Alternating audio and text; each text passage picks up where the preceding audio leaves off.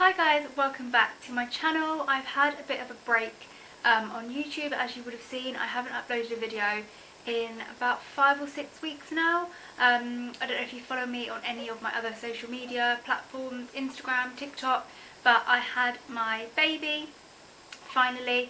I'm going to do a birth story video for my next video, but I wanted to sit down today and film the 3rd trimester video because the baby is now here. I want to do the 3rd trimester video and then the 4th trimester video. So he is here.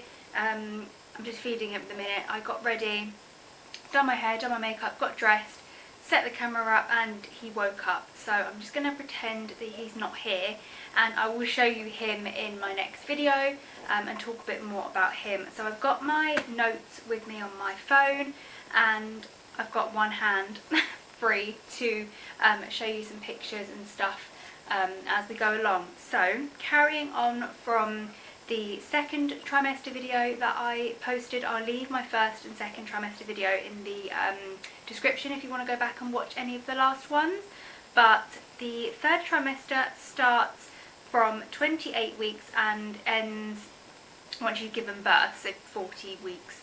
I have written down my first symptom, or my first note from the 3rd trimester, was that I started having Braxton Hicks contractions from the 1st week of December, so just before I was 28 weeks. And I remember I had them all up until I gave birth. They would come on really randomly, whether I was sitting, standing. They never lasted longer than 2 minutes. My whole stomach went really, really hard, like a rock, like really tight all over my stomach, and it would do that a few times a day. Sometimes it wouldn't happen for like a week, but I definitely experienced Braxton Hicks. I feel like my 2nd trimester was so long ago that I can't remember if I mentioned that I was experiencing heartburn or not. If I didn't mention it, then it started in my 3rd trimester, but I had the worst heartburn I'd ever experienced in my life. Every time it was really bad and I contemplated like seeing the GP or getting a prescription for it, it would like disappear for a day. So then I wouldn't get anything for it, and then it would come back again. The only thing I took for it was the Gaviscon, I think it's called like double action liquid. It helped. It didn't obviously get rid of it because it would just come back like the next day or so. I found that it was worse at night time, but sleeping on my left side, chewing gum, and drinking milk and taking Rennie and Gaviscon, you know, made it bearable. Also, if you can sleep slightly propped up, it stops the acid from coming up and becoming like unbearable. And also I saw on TikTok recently that apparently Love Hearts, the sweets, help to get rid of heartburn. I don't know if it's like the chalkiness of them, I'm not sure what it is about them that gets rid of it, but worth a try if you are suffering, because I suffered really bad and I feel for you if you are also suffering. On the 22nd of December, which I think I must have been about, I think I was 28 and 2 days pregnant, 28 plus 3. I had a 4D scan, and I do have some pictures here to show you. So we paid extra to have like ultra HD photos, and we were able to get 4 printed. So we've got this one, this one. This one here actually has his eye opening, which is really cool and creepy. And this one, you can see his little hand. So cute. It was a really, really good experience. I'm really glad that we went to do that. Yeah, and 28 weeks when I went for us was a perfect time for us to go and be able to like see his face really well. We also got like maybe 20 other photos, but they're on my phone, so we've just got the 3 printed, and the rest are on my phone if I want to print them in the future. I have, or had, a posterior placenta, which meant my placenta was at the back, so we always had really good images when we had scans, luckily. On the 23rd of December I had my first anti-D injection, so I did speak about this a little bit in my 2nd trimester video.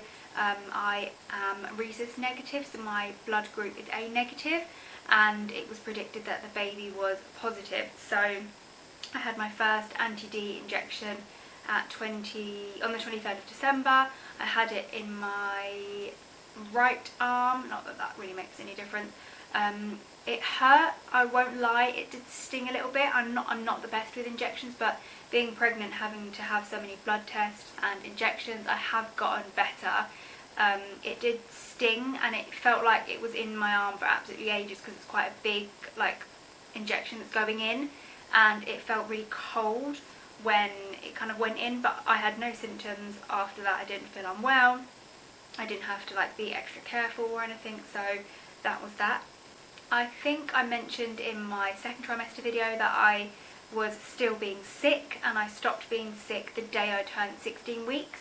But then randomly I was sick on Boxing Day in the evening. In the middle of the night I woke up and I was sick. I'm not sure whether that was pregnancy related or because I'd eaten something funny or maybe eaten too much over Christmas and Boxing Day, but I was sick in the evening on Boxing Day.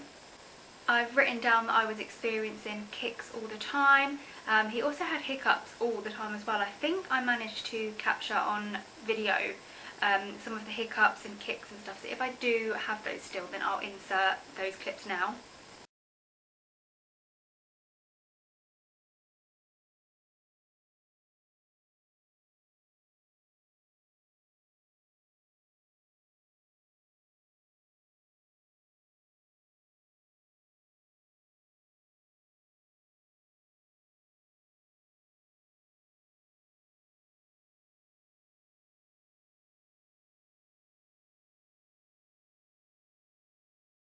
I was really tired in my third trimester and second trimester, just the most insane tiredness I've ever felt. You have so much mental energy. You want to be cleaning and nesting, tidying.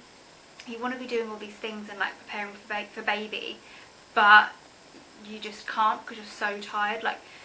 Luckily my bump in the end, or maybe throughout my whole pregnancy, wasn't actually too big, so I never felt really uncomfortable, but yeah, I was tired quite a lot, and now I am tired on another level, but that is to come when I speak about my fourth trimester.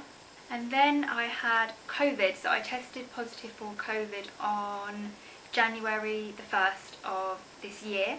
I was 30 weeks pregnant. I tested positive for about 5 or 6 days. My partner who I live with also had COVID. He tested positive for about 8 or 9 days. So at the time the rules were to isolate until you had 2 negative tests. Obviously I was testing negative before he was, but because we live in the same household, I just continued to isolate with him.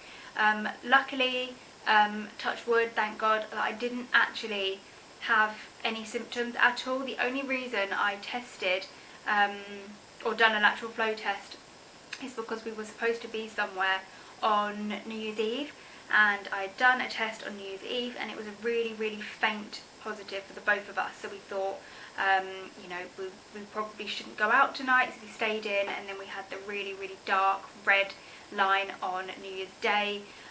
Neither of us had any symptoms at all, and I am not vaccinated. There was something that I was contemplating about when I was pregnant.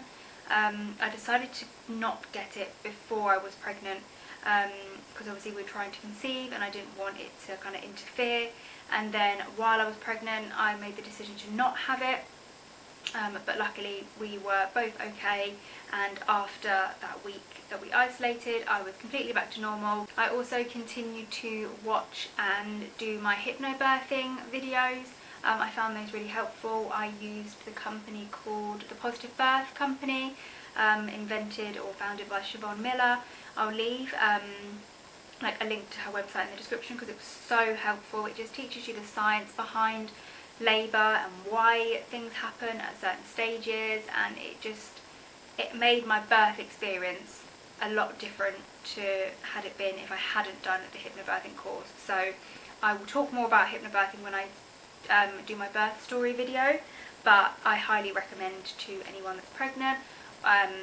or even if you are like having a second child, you've already had a baby, you didn't know about hypnobirthing the first time, definitely look into it the second time, because it can kind of change your experience a little bit, and hopefully for the better. The door just knocked. At this stage as well, in my third, as far as cravings go, for my third trimester I have put that I was craving chocolate, cereal and Fanta orange. I can't tell you how many bowls of cereal I had. I went through phases where each week I would crave like a different cereal. I was obsessed with Cocoa Pops, Cinnamon Grahams, Lucky Charms if I could get hold of them, and then there was one more that I was obsessed with, but I can't remember what it was. Oh, Frosties. Absolutely obsessed with it. I would eat bowls for like breakfast, lunch and dinner, like as well as other things as well, but I just couldn't get enough of cereal. Chocolate, again, was obsessed with it. I must have demolished about 400 boxes of chocolate fingers. Absolutely obsessed with them. I took my belly bar out on the 12th of January, so I must have been 30 something weeks pregnant. I remember, I think I'd maybe had a shower, or I think I'd had a shower and come out and put my what do you call it, like stretch mark cream on, and I just noticed that it was feeling a bit tight. I hadn't changed to a maternity bar, so I just had my original one in from like pre-pregnancy, and I just made the decision like there and then to take it out. I didn't want it to like catch on anything, so I took it out. I have now put it back in. It went in really easily after birth. I think I put it in maybe like a week and a half after I'd given birth. I hadn't decided whether I was or wasn't going to put it back in, and then I just thought, you know, if it goes in, it goes in. If it doesn't, then it doesn't. But I took it out on the 12th of Jan, and oh, that's why I took it out, because my tummy button was becoming an outie. My belly button was trying to become an outie, but my belly bar was in the way, so that was another reason why I took it out, I remember. And then for like the rest of my pregnancy, my belly button like poked out, but then if I sat down or breathed in, I could make my belly button like go back in again. It was really weird. I had a few nosebleeds whilst I was pregnant as well. Never ever had a nosebleed before in my whole life. I had a nosebleed on the 22nd and the 23rd of January, and then I also had one on the 13th of March, which was the day before my due date. It didn't last very long. I just literally like shoved a tissue up my nose and then got on with it, but that was really random and something that I hadn't experienced before pregnancy. I also dealt with pregnancy insomnia a little bit. I don't know whether that was due to like nerves or, you know, like not being comfortable, but there were a few nights or like a rough patch of weeks where I would just wake up in the middle of the night and I could not get back to sleep for love nor money. It was really frustrating at the time, because all I wanted to do was sleep, but I would just lie there for hours awake. If I wasn't up like on the toilet going for a wee, then I was up in bed just laying there wide awake, and I could not get back to sleep. I used lots of things like pillow sprays and like aromatherapy oils and stuff that are safe to use in pregnancy to try and help me get to sleep, because in the end I would eventually fall asleep again, but that was annoying for a few weeks. Last few bits, I've just put the word angry. I remember towards the end of my pregnancy being really like irritable and like really snappy, and then after I'd like snapped at like my boyfriend or like my mum or someone, I'd then feel really bad about it. So again, I think that was maybe just because I was like fed up with being pregnant. I was just really snappy like over the smallest things. I've then put in big capital letters nesting. I've done a few videos like while I was pregnant. My last few previous videos were called Nest With Me videos. I think I did about 2 or 3, where all I wanted to do was like be in the baby's room, fold clothes, do the washing, stuff like that. I was absolutely obsessed with it. It made me really happy to do all those things and prepare for his arrival. It feels like that was absolutely like months ago now that he's here, but I definitely enjoyed nesting. And then the last 2 things I've written on my notes are that I had a dream, or 2 dreams actually. I had a dream on the 1st of March and had a dream on the 5th of March that I had given birth.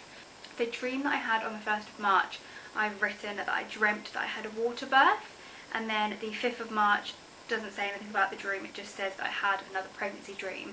So I didn't have too many of these while I was actually pregnant. I remember I had one before I found out I was pregnant, and you can go back to the video, I think it's called Pregnancy Weeks 3 and 4, I think the video is called.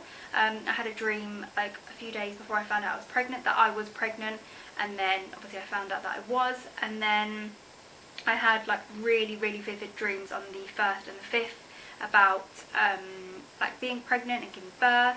And then I remember waking up in the morning and being like, oh, I'm still pregnant, but that was really close to my due date. And I thought that was quite interesting, that even when I'm asleep, your brain is so like awake still, and your brain knows what's to come. So that was everything I think that I want to talk about in my 3rd trimester video. I'm so excited now to start filming content with the baby. He's actually still feeding at the minute, so I can't even show you like the back of his head or anything, but while he's quiet and feeding, I'm gonna carry on and try and film as many videos today as I can. It's not very often that I have time to do my hair and makeup now. He needs my attention and care all the time. He's actually 6 weeks old today, so I can't wait to get back to YouTube. Don't know when this video is going to go up because I now need to edit it, which could take me an hour, could take me 2 weeks to get around to doing it, but I promise I will try my hardest and get it up as soon as possible. If you have any video suggestions that you want me to film with the new baby, please let me know in the comments. The videos that I am planning to film in the next like few weeks, I want to do a birth story video. I'm going to film that next, and then I also want to do a 4th trimester video and talk about postpartum and talk about my breastfeeding journey.